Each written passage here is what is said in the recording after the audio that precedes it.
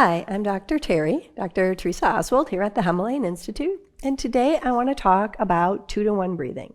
But first, let's just talk about the breath in general and some of the basic fundamental pieces of breathing that we always want to look at when we're doing any breath practice. So at first, we want to look back to those 5 qualities of healthy breath that you have heard of in many different sessions here.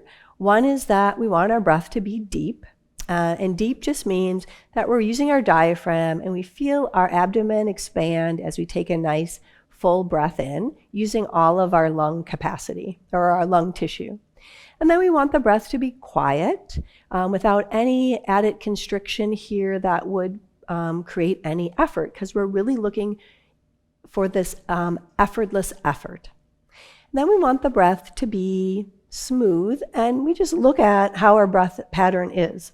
Just bringing our attention to our breath pattern tends to smooth out any jaggedness that can occur there.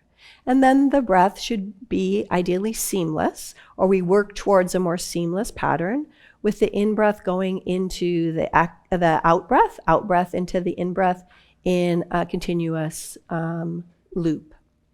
And then lastly, the breath should be even. In-breath and out-breath should be about the same length. But today we're talking about 2-to-1 breathing.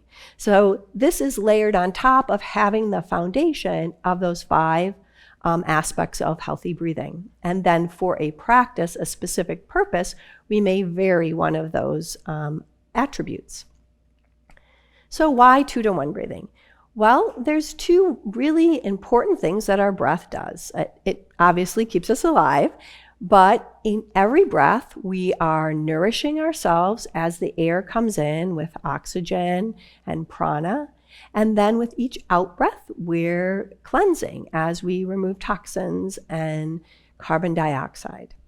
So when we look at that, we can see that on a very physical level, what's happening. But we also have to remember, when we're looking at the lens of yoga philosophy, we're not only cleansing our body of those excess toxins, but also our mind. And I don't know about you, but I know that sometimes I just have too much in my brain, too much on my mind. Sometimes when I'm studying a lot or learning something new, I say, oh, I got to stop, my brain's full. Or sometimes I have emotional indigestion. There's so many things in my life that require emotional digestion that sometimes it's just too much. The burden is really heavy. And so it's wonderful to have a technique that helps us clean things out if needed.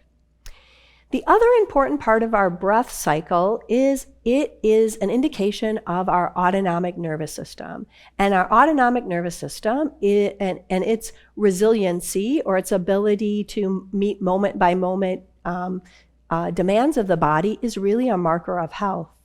So we can manage or monitor or measure this resiliency with a tool called heart rate variability, which just tells us basically when our body needs to mobilize, and that's the sympathetic nervous system, which we think of as the stress response or the fight or flight system, but it also is active to a lesser degree when we just need to get up and get going. And then, much like your car that you wouldn't drive just with your accelerator, this system also needs a brake. And so that's the parasympathetic nervous system.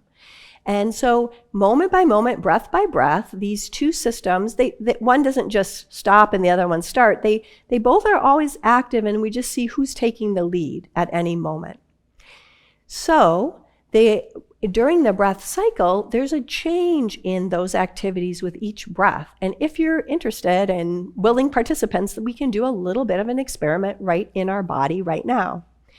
So in a seated position, or lying down, if you happen to be lying down, you'll check in with your breathing and just see if you're still diaphragmatically breathing, taking some nice deep breaths. And once we take those nice deep breaths, we tend to just slow our breath a little bit just naturally without trying. And so with that kind of slow, deep breath, we're going to just look at what our heart rate or our pulse does during our breath cycle by finding our pulse. Normally, it's pretty easy to find your pulse on the inner surface of your wrist on the thumb side, the radial pulse. And if you're having trouble locating it there, you can locate it on your neck in front of this big strap muscle, the sternocleidomastoid muscle, but just press very gently. You don't have to press very hard to find your pulse there. But mostly we're going to check the pulse in the wrist. And so once you feel comfortable feeling your heart beating and pulsing in the wrist, then we'll check back with our breathing, and then for a few cycles, just notice if you can sense a change in the rate of your pulse with the in-breath versus the out-breath. And give yourself 3 or 4 cycles of breathing to notice that.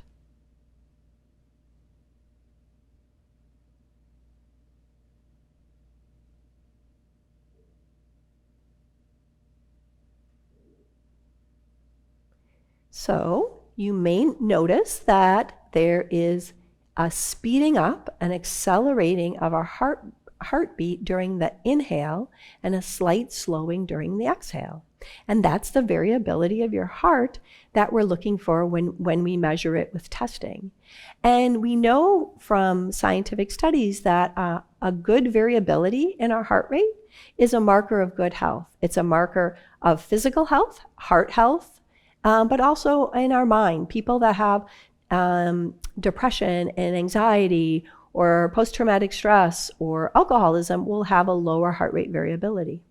So we like to see that variability there, and we know from what we just experienced that the slowing of the heart happens on the exhalation. That's the braking of the parasympathetic nervous system, the rest and digest part of our autonomic nervous system.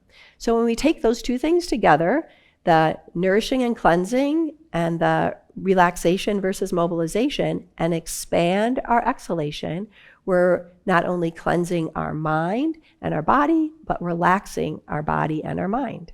So let's do a little experiment again in our own bodies using this information.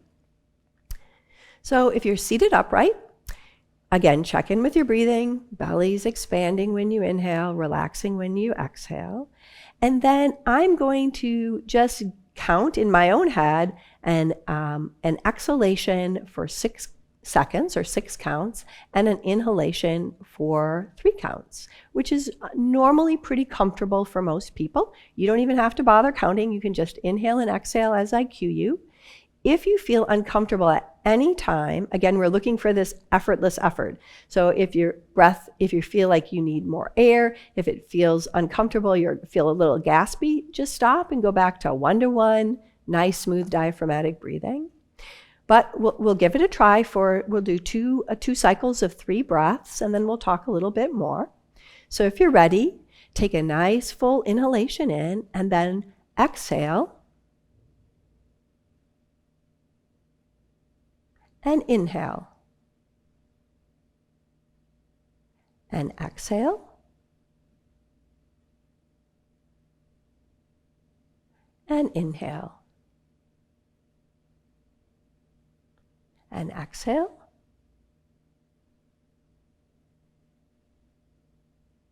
And inhale. And now just relax that pattern and just breathe in a natural way, and check in with your body, mind, and emotions for the effect of the practice. If that felt comfortable, we can do another set of 3 breaths. So nice full inhale, exhaling.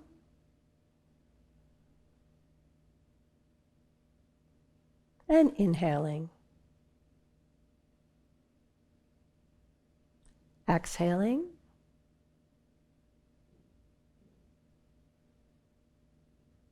And inhaling.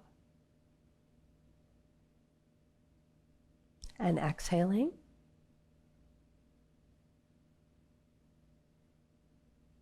And inhaling.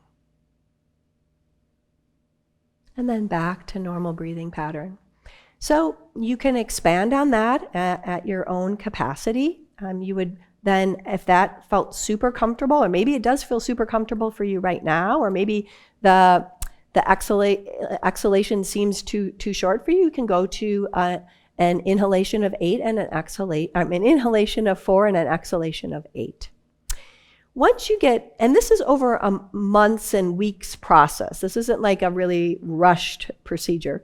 Once you're really comfortable with no feeling of extra effort or strain in the breathing, and you're breathing in comfortably for 6 and exhaling for 12, then let's take another idea to add to it. So I was counting for you. But if you're counting for yourself, each time you count, inhale 1, 2, 3, each of those numbers, even if it's inside your head, makes a little tiny pause or a little tiny jerk in your breath. So once you're at 6 seconds in and 12 seconds out, we want to think about whether we can do that same process by length and not by number. So this would take place lying down in Shavasana. You would exhale from the crown of your head to the soles of your feet, and then inhale from your perineum, your base, to the crown of your head. So you're exhaling twice as long on the course of your body as you're inhaling. And that process gets rid of any pauses from the counting process. But to begin with, starting with the 3 and 6 or 4 and 8 is a chance for you to get to see how it affects your body and get used to the overall practice. So I hope that was helpful in helping us clear the mental trash, taking out the garbage, so to speak, so that your brain can be fresh and your mind can be clear and calm to meet the challenges of the day. So I hope you join us for more wellness talks on HI Online.